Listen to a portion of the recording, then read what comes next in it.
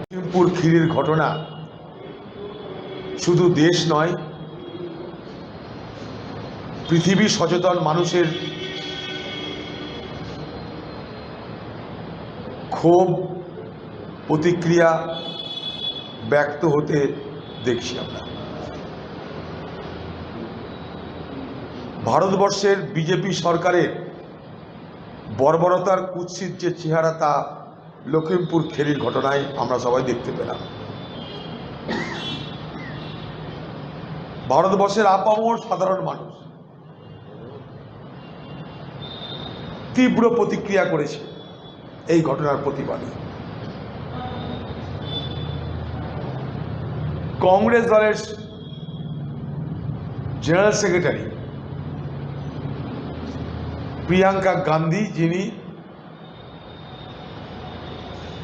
সেই মৃত পরিবারের সঙ্গে দেখা করবার ইচ্ছা প্রকাশ করেছিলেন,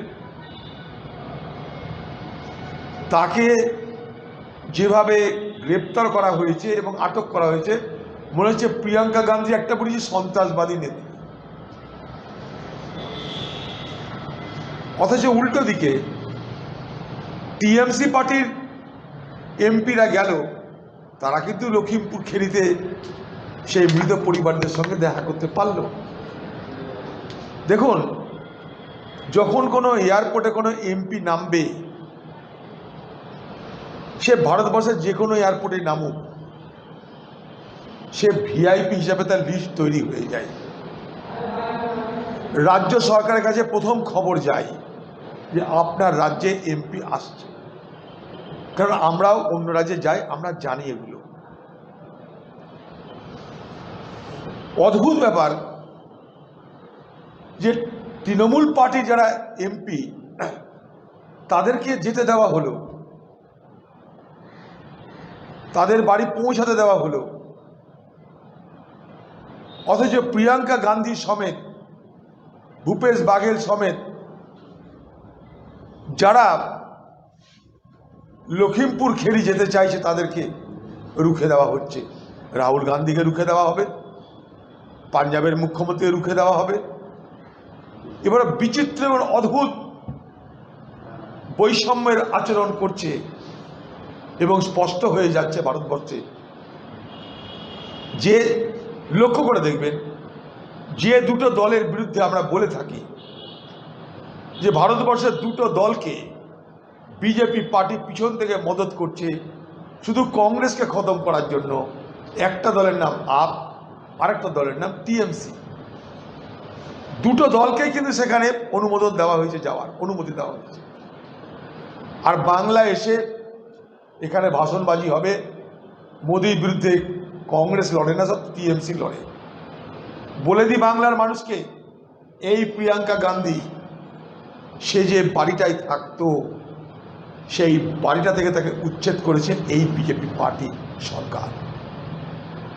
প্রিয়াঙ্কা গান্ধীর যে নিরাপত্তা বাহিনী ছিল আগে, সেই নিরাপত্তা বাহিনী প্রত্যাহার করেছে এই বিজেপি সরকার।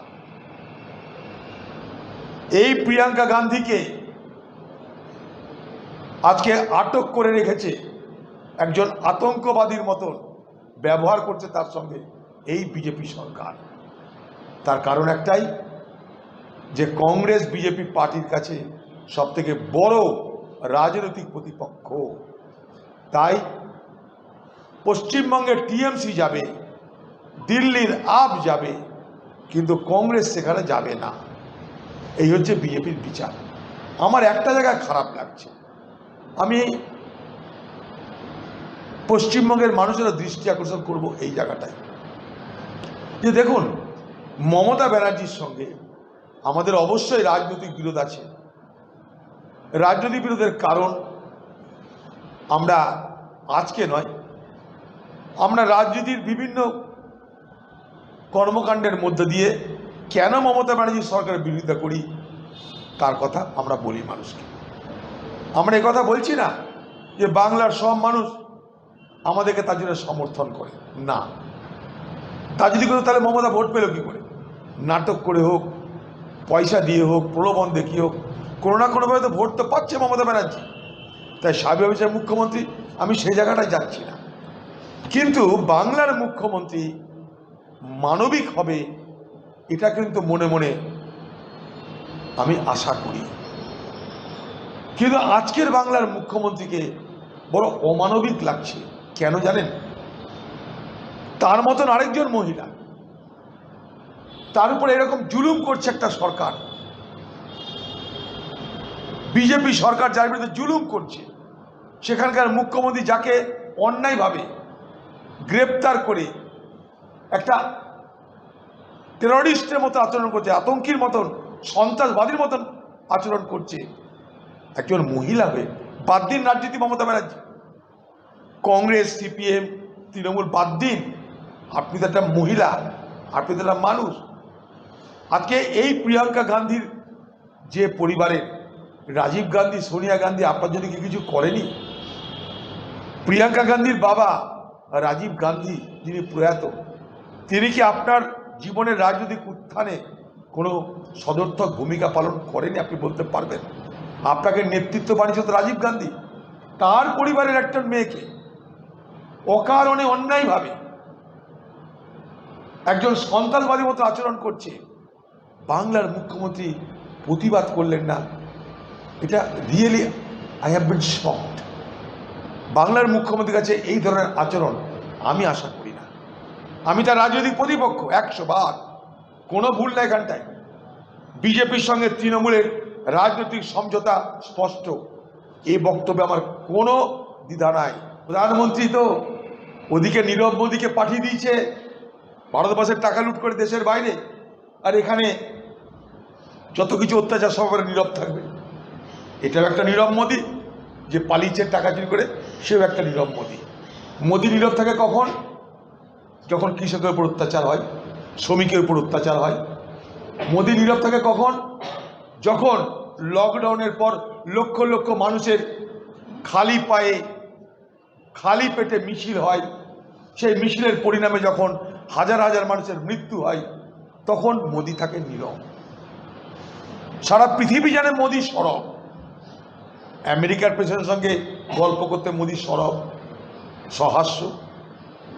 অথচ এই ভারতবর্ষের কৃষক, যারা অন্নদাতা, যারা আমাদের খাবার দেয় দুবেলা, মোদী যে বড় হয়েছে চাবালা বলে না কি বলে, সেই চাবালা থেকে যাকে প্রধানমন্ত্রী বলা হয়েছে, তার পিছনে তো খাদ্যটা সরবরাহ করেছিল এই কৃষক।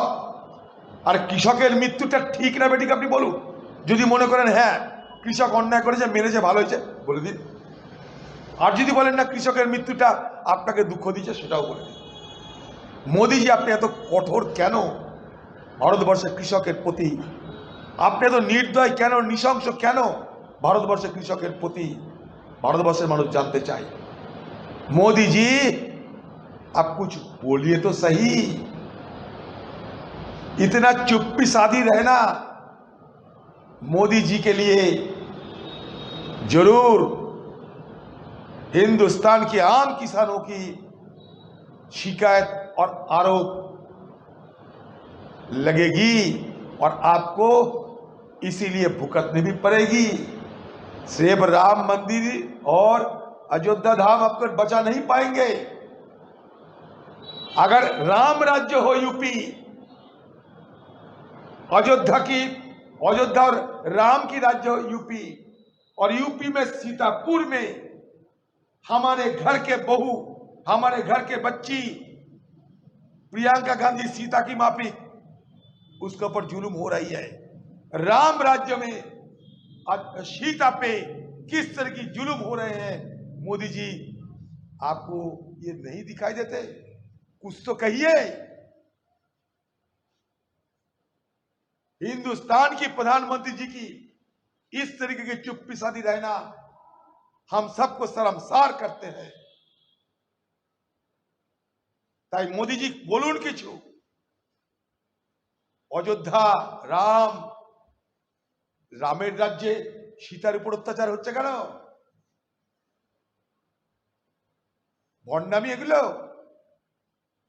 এটা আমাদের ঘরের মেয়েকে, ভারতবর্ষের একটা মেয়ে মহিলাকে এইভাবে আপনি বন্ধ করে রেখেছেন। তার সঙ্গে কাউকে যোগাযোগ করতে দিচ্ছেন না, কথা বলতে দিচ্ছেন না। সে কি সন্ত্রাসবাদী?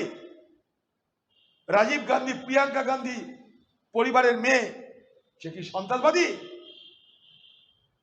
কেউ কিছু বলবে না বাংলার মুখ্যমন্ত্রীরা? আপনারা সব চুপ করে যাবেন? কেন ইডি ধরবে ভাইপোকে, সিবিআই ধরবে ভাইপোকে, তাই এখন চুপ করে থাকতে হবে? এ কি অন্যায় চলছে? বাংলা প্রতিবাদের রাজ্য, সেই রাজ্যের মুখ্যমন্ত্রী মমতা ব্যানার্জি। প্রতিবাদ তো করুন, অন্যায়টাকে বলুন যে অন্যায় হয়েছে। আপনাকে ছাড়তে যেতে বলতে হবে না, কিন্তু আপনি একটা মানবিক মুখ হয়ে, বাংলার প্রতিনিধি হয়ে অন্তত হ্যাঁ কে হ্যাঁ, না কে না কমসে কম বলবেন, এটা আপনার কাছে আমরা আশা করি।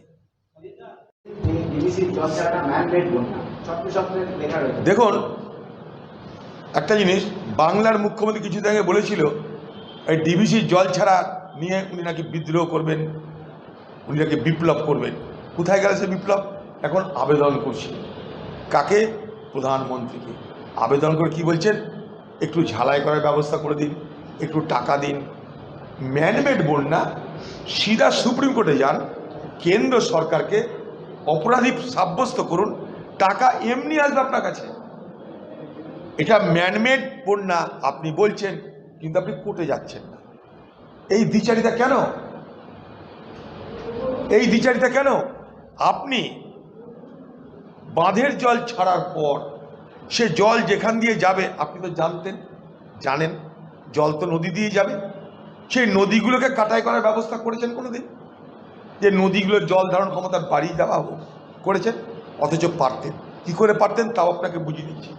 100 দিনের কাজকে 100 দিনের কাজকে আপনি নদী ঝালায় লাগিয়ে দিন, নদী জল ধারণের ক্ষমতা বাড়িয়ে দিন। 100 দিনের কাজের টাকা দিল্লি থেকে আসবে। 2005 সালে কংগ্রেসের প্রকল্প, পশ্চিমবঙ্গে যত নদী আছে, যেসব নদীগুলো বন্যা প্রবণ এলাকায়, সব নদীগুলোকে ঝালাই করে তার গভীরতা বাড়িয়ে দিন। 100 দিনের টাকা তো অভাব নাই। আপনাকে আমি বুদ্ধি দিচ্ছি, আপনি করুন। আপনি প্রত্যেক বছর বন্যা হবে, বন্যার পর আপনার একটা করে স্টেটমেন্ট, ম্যানমেড বন্যা, মানুষের সৃষ্টি বন্যা, আপনার দায়িত্ব খালাস। আপনি এখন দায়িত্ব নেবেন না, কারণ আমি তো করিনি। আমরা কেউ বলছি না আপনি বন্যা করেছেন। আমরা বলছি কি, যে বন্যার প্রকোপটাকে কিছুটা লাঘব করার, কম করার ব্যবস্থা আপনি করতে পারতেন। তার জন্য কি করতে হতো? নদীগুলোর জল ধারণ ক্ষমতা বাড়াতে হতো। তার জন্য 100 দিনের কাজ আছে, এবং বাঁধ নির্মাণ করতে হতো। বাঁধগুলো 100 দিনের কাজে করা যায়। তাহলে বাঁধ নির্মাণ, নদীর জল ধারণ ক্ষমতা বাড়াতে, নদী ঝালাই 100 দিনের কাজে আরামসে করতে পারতেন। হয়তো সেটা করতে গিয়ে আপনার দলের কিছু পঞ্চায়েতের নেতা মন্ত্রীর ধান্দা হয়তো কিছুটা কমে যেত, কারণ পঞ্চায়েতে তো 100 দিনের কাজে লুটপাট চলছে। হয়তো কিছু ধান্দা কমতো আপনার দলের নেতা মন্ত্রীর, কিন্তু এতগুলো মানুষ তো বাঁচত। তারা তো আপনাকে ভোট দিয়েছে দিদি ভাই। আপনি কোথায় কোথায় ডিবিসির ঘাড়ে চাপিয়ে দিচ্ছেন। আমি আপনাকে চ্যালেঞ্জ করছি, আমি আপনাকে একজন জনপ্রতিনিধি হিসাবে, যে আপনি অসত্য কথা বলছেন। ডিবিসির স্ট্রাকচার আমরা সবাই জানি। দামোদর ভ্যালি কর্পোরেশন আজকের নয়। দামোদর ভ্যালি কর্পোরেশনের শুরু কেন, উদ্দেশ্য কি, লক্ষ্য কি, আমরা সবাই জানি। আমেরিকার টেনেসি ভ্যালি নকল করে ডিবিসি ভ্যালি। সেখানে স্টেক হোল্ডার কারা? কেন্দ্র, রাজ্য। কেন্দ্র একদিকে, ঝাড়খণ্ড একদিকে, পশ্চিমবঙ্গ একদিকে, তিনটে মাথা। এটা আমি আগেও বলেছি আপনাদের। যে ডিবিসির বিরুদ্ধে দোষ দিচ্ছে, সেই ডিবিসির জল ছাড়ার ক্ষমতাই নাই। কি করবে? ডিবিসির কাজ কি? ব্যারেজ দেখভাল করা। ডিবিসি জল ছাড়া ক্ষমতা নেই। জল ছাড়বে যখন কেন্দ্র, দুটো রাজ্য প্রতিনিধি মিলে সিদ্ধান্ত নেয়, ডিবিসিকে জানানো হয় এটা আমাদের সিদ্ধান্ত, জল ছাড়ো, তখন ডিবিসি জল ছাড়ে। আর আপনি আপনার ব্যর্থতা, অক্ষমতা, অসচেতনতা, সব কিছুকে ঢাকার জন্য একটা চিঠি করে দিবেন আর ম্যানমেড বলে দিবেন। আপনি ইডির হাত থেকে, সিবিআইয়ের হাত থেকে বাঁচার জন্য শয়ে শয়ে কেস লড়ছেন হাইকোর্টে, সুপ্রিম কোর্টে। আপনার লয়ারের অভাব নাই, আপনার পয়সারও অভাব নাই। আপনি দয়া করে সুপ্রিম কোর্টে গিয়ে একটা কেস ঠুকে বলুন যে ডিভিসি বাংলার মানুষকে হত্যা করছে, কারণ ডিভিসি যে জল ছাড়ছে সেটা ম্যানমেড বন্যা তৈরি করছে, পরিকল্পিতভাবে বাংলাকে ডোবানোর জন্য এই জল ছাড়া হচ্ছে। অর্থাৎ কেন্দ্র অপরাধ করছে। সুপ্রিম কোর্টে এই সময় খুব তৎপর বিচার ব্যবস্থা।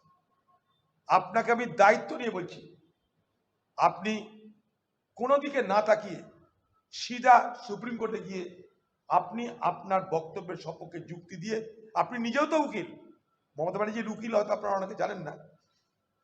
হ্যাঁ, উকিল মমতা ব্যানার্জি, আমি শুনেছি।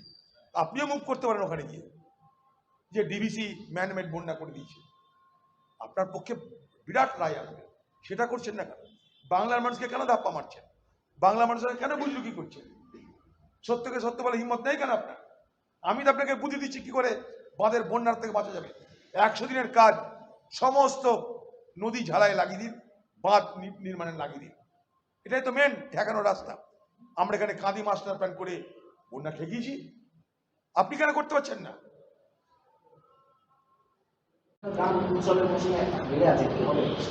এটাই তো ভারতবর্ষের নয়া ভারতবর্ষ, মোদির নয়া ভারতবর্ষ। পেট্রোল সেঞ্চুরি পার করে দিয়েছে, ডিজেল সেঞ্চুরি পার হতে যাচ্ছে, আর রান্নার গ্যাস 1000 পার হয়ে যাবে। মহালয় বলে কথা, দেবীপক্ষ বলে কথা। এই রান্নার গ্যাস এই ভারতবর্ষের মহিলারা ব্যবহার করে, তারা তো দেবীরই অঙ্গ। সেই দেবী পক্ষে ভারতবর্ষের প্রধানমন্ত্রী ভারতবর্ষের দেবীদেরকে বলছে, তোমরা পয়সা দাও, তোমাদের জেব আমি কাটতে এসেছি। দেবী পক্ষ আজ তোমাদের জেব কেটে, তোমাদের পকেট কেটে পয়সা বার করবো, কারণ আমাকে গ্যাসের দাম বাড়াতে হবে, পেট্রোল ডিজেলের দাম বাড়াতে হবে। সবাই চুপ, কারণ বাংলার মুখ্যমন্ত্রী আপনিও পেট্রোল ডিজেল সব কিছুর উপরে যে ট্যাক্স বসে সেখানে আপনার শেয়ারটা আপনি বুঝে নেন। তাই আপনাদের সবাই আপনারা চুপ করে আছেন। পেট্রোল ডিজেলের উপরে যে ট্যাক্স বসে, পেট্রোলিয়াম পদার্থের উপরে যে ট্যাক্স বসে, 63% কেন্দ্র নেয়, 37% রাজ্য নেয়। কিছু তো বলুন দিদি, বাংলার মানুষ আপনাকে মুখ্যমন্ত্রী করেছে, তৃতীয়বারের জন্য মুখ্যমন্ত্রী হয়েছেন। আপনাকে যদি আমরা আশা করি যে পেট্রোল দাম কিছুটা কমান, ডিজেলের দাম কমান, গ্যাসের দাম কমান, দেন না কিছু কিছু পয়সা, কিছু কিছু সাবসিডি দেন, অনুদান দেন, অসুবিধা কি আছে? বাংলার মানুষকে রেহাই দিন। পুজোর সময় এইভাবে গ্যাসের দাম বাড়লে মোদির কিছু যায় আসে না, আপনার তো যায় আসে, কারণ দুর্গাপুজো মানেই বাংলা, বাংলা মানে দুর্গাপুজো। শুরু হলো সকলের আরাধ্যা দেবী মা দুর্গা। আজ কৈলাস পর্বত থেকে নেমে আমাদের মধ্যে এসেছে। আগামী 10 দিন ধরে উৎসবের শুরু হয়ে গেল। অমাবস্যার পরের দিন থেকেই শুরু হয়ে যায় দেবীপক্ষ। তাই আজ ভক্তি ভরে শ্রদ্ধার সঙ্গে তর্পণ অনুষ্ঠান হচ্ছে। সারা বাংলার মানুষের মধ্যে উৎসবের উচ্ছ্বাসের কোলাহল শুনতে পাচ্ছি। বাংলার মানুষ ক্রমশ শারদীয়া জ্বরে আক্রান্ত হচ্ছে। এ শারদীয়ার জ্বরে বাংলার মানুষ আক্রান্ত হয়ে সারা পৃথিবীর মানুষের কাছে দৃষ্টান্ত রাখে যে বাংলা মানে শারদীয়া উৎসব, আর শারদীয়া উৎসব মানে বাংলা। শারদীয়ার জ্বরে আক্রান্ত হন বাংলার মানুষ, কিন্তু করোনার জ্বরে যেন আক্রান্ত না হতে হয় সেদিকে আপনারা সবাই খেয়াল রাখবেন।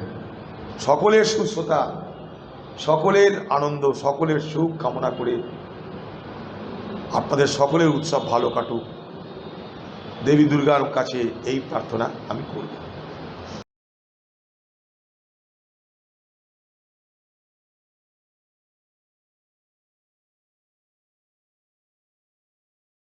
সবার আগে খবরের আপডেট পাওয়ার জন্য সাবস্ক্রাইব করুন আমাদের ইউটিউব চ্যানেল এবং ক্লিক করুন বেল নোটিফিকেশন আইকনে।